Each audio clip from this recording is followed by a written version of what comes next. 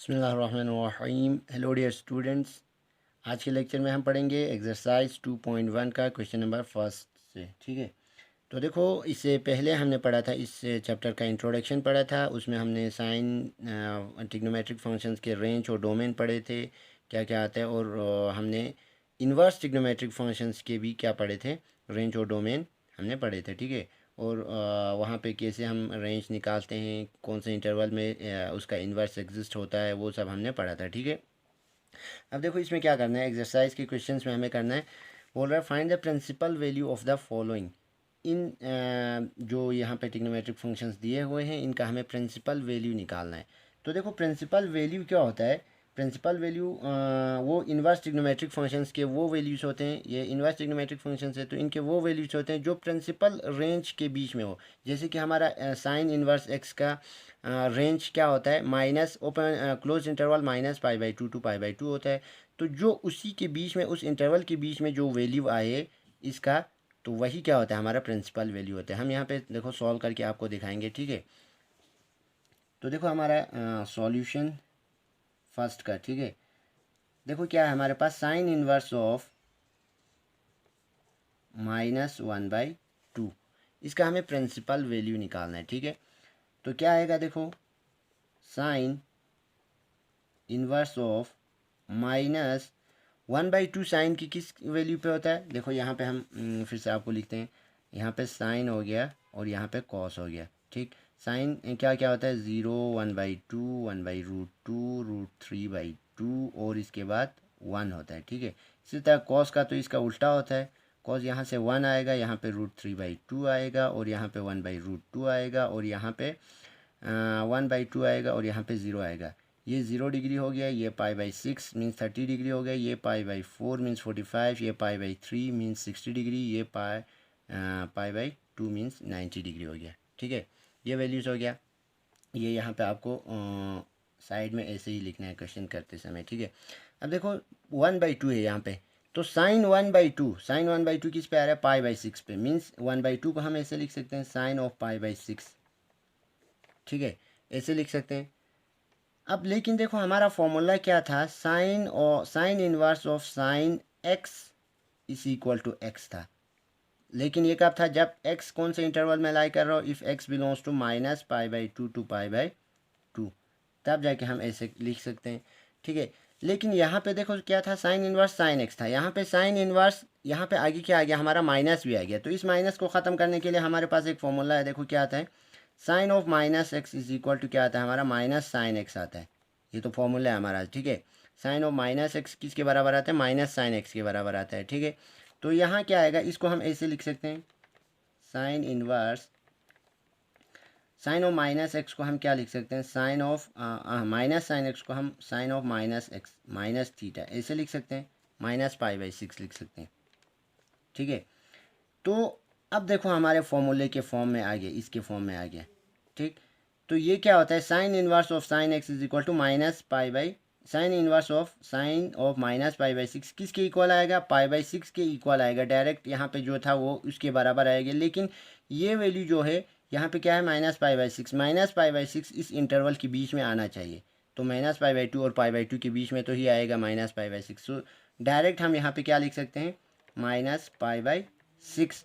ठीक है, रीज़न लिख देना यहाँ पे, sine inverse of sine x is equal to x होता है इफ़ एक्स बिलोंग्स टू क्या हो, हमारा इंटरवल -π/2 टू π/2 के अगर बीच में आ जाए, तो हम ऐसे साइन इनवर्स साइन एक्स को क्या लिख सकते हैं, डायरेक्ट एक्स लिख सकते हैं। तो यहाँ पे इसीलिए हमने क्या लिखा, -π/6 लिखा। ठीक है, तो ये आ गया हमारा principal value. Therefore the principal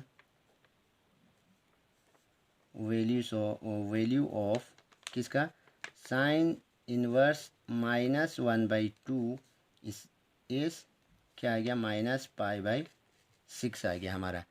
ठीक है, तो ये हो गया हमारा question number first. Question number second देखते हैं, ऐसे ही देखना है बस, क्वेश्चन सब सिंपल है इसके बाद। ठीक है, आपको अगर ये क्वेश्चन समझ आ गया तो नेक्स्ट क्वेश्चन भी आपको आसानी से समझ आएगा। देखो क्या है, कॉस इनवर्स √3/2, तो लिखते हैं कॉस इनवर्स √3/2। इसको हम क्या लिख सकते हैं, cos inverse under root 3/2। Cos के किस वैल्यू पे अंडर रूट 3/2 आ रहा है, कॉस के 60 पे आ रहा है, 30 पे, π/6 पे आ रहा है। तो यहाँ पे हम ऐसे लिख सकते हैं कॉस π/6 लिख सकते हैं, आराम से लिख सकते हैं, क्योंकि यहाँ पे रूट 3/2 तो कॉस π/6 पे रूट 3/2 सिंपल हो गया।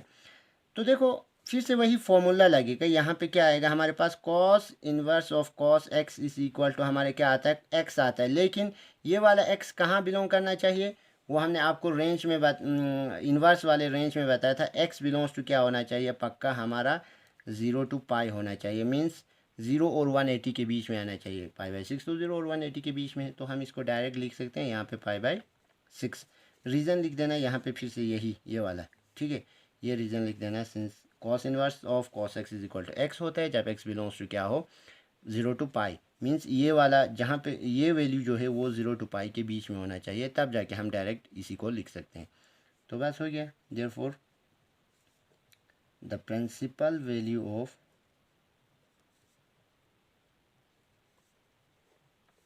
कॉस इनवर्स रूट 3/2 इज π/6, ठीक है।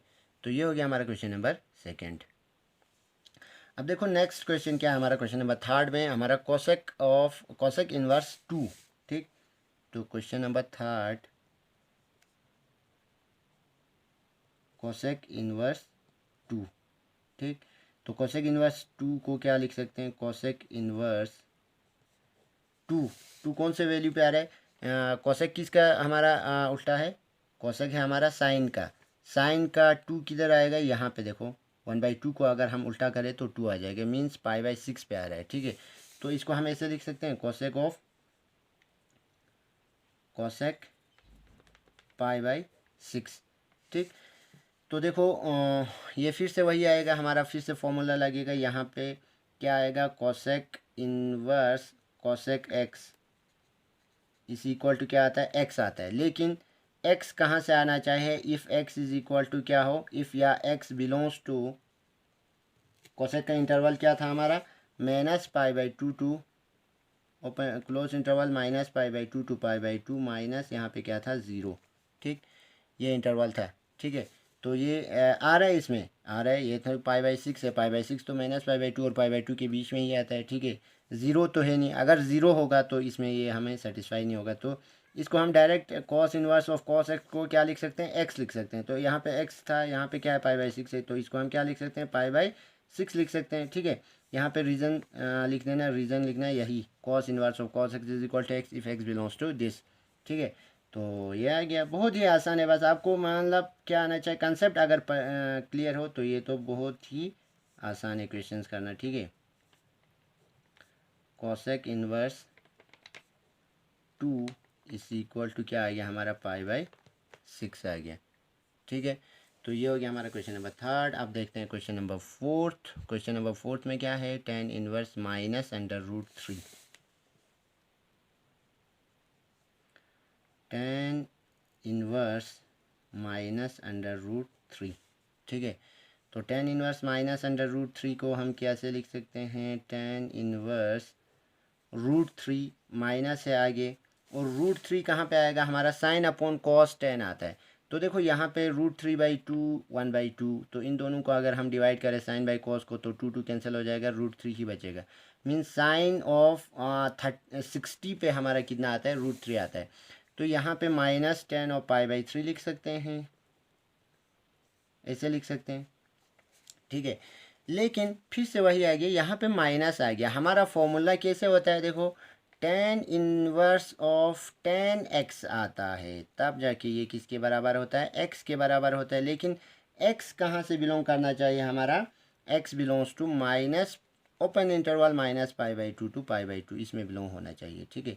लेकिन यहाँ पे तो आगे माइनस आ रहा है, यहाँ पे हमारा फॉर्मूले में माइनस नहीं आता है, तो सबसे पहले तो हमें क्या करना पड़ेगा, इस माइनस को ख़त्म करना पड़ेगा, ठीक है।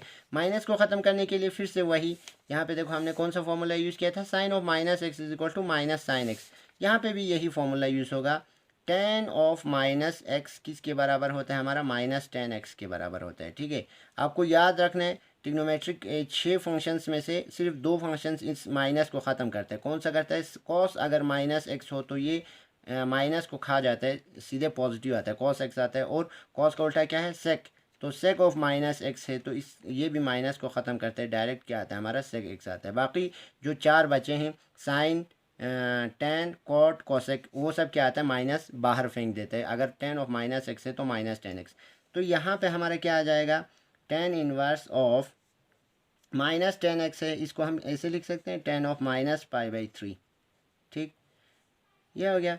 तो देखो हमारा फिर से फॉर्मूले के फॉर्म में आ गया, tan inverse tan of x, x के जगह यहाँ पे माइनस पाई बाई थ्री है। तो माइनस पाई बाई थ्री किसके बीच में आता है? पाई बाई टू और पाई, माइनस पाई बाई टू और पाई बाई टू के बीच में तो ये आता है।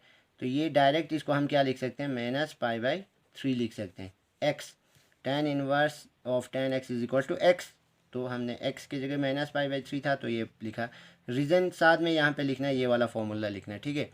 तो आगे therefore the principal value of